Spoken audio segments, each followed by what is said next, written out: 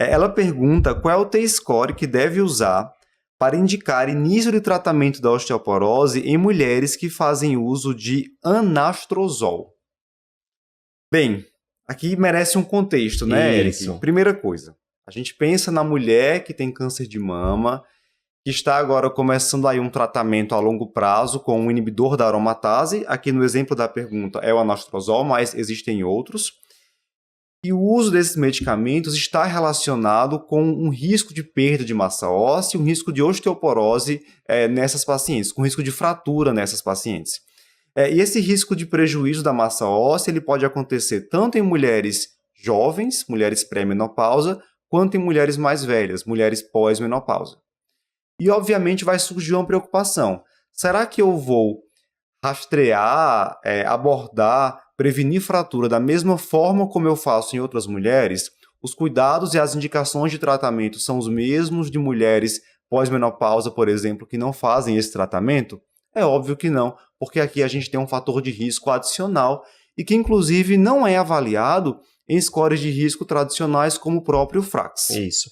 E a perda de massa óssea do inibidor da aromatase ela é comparável à perda de massa óssea do glicocorticoide. A gente sempre se preocupa muito com a saúde óssea do paciente que faz corticoide, porque a gente sabe dos danos que causa. Antes mesmo de você ter alteração da massa óssea, né, você já pode fraturar. E com o inibidor da aromatase não é tão diferente. Então, essas mulheres em uso de anastrozol, elas devem ser submetidas à densitometria óssea e fazer também pesquisa buscativa de fraturas vertebrais assintomáticas, tá? Porque pode acontecer também. E aí, na hora de indicar o tratamento, a gente vai usar um T-score um pouquinho mais alto do que a gente usa na mulher que só está ali com osteoporose pós-menopausa. Então, a partir de -2 T-score, então ainda é faixa densitométrica de osteopenia, tá? Você já vai iniciar. Claro que eu estou falando da paciente ter fratura. Se ela ter fratura, não importa o T-score, ela vai ter que começar.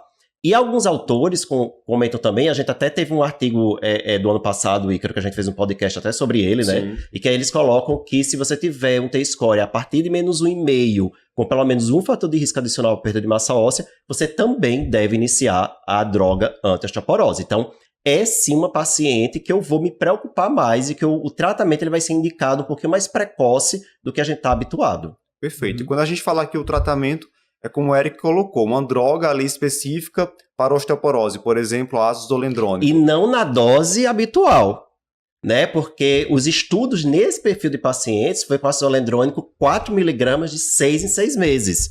Né? E que é um tratamento, inclusive, que é adjuvante para o câncer. Então, ele diminui recidiva da doença, do câncer, ele melhora a sobrevida. Então, nessa dose específica, ele tem esse efeito adicional. Então, por isso, ela acaba sendo indicada para o tratamento da osteoporose nesses casos. Perfeito. E é claro que as orientações gerais de otimizar a ingestão de cálcio, manter vitamina D acima de 30, valem para todas essas mulheres, mesmo que não tenham ainda um T-score de -2, né? Isso, exatamente.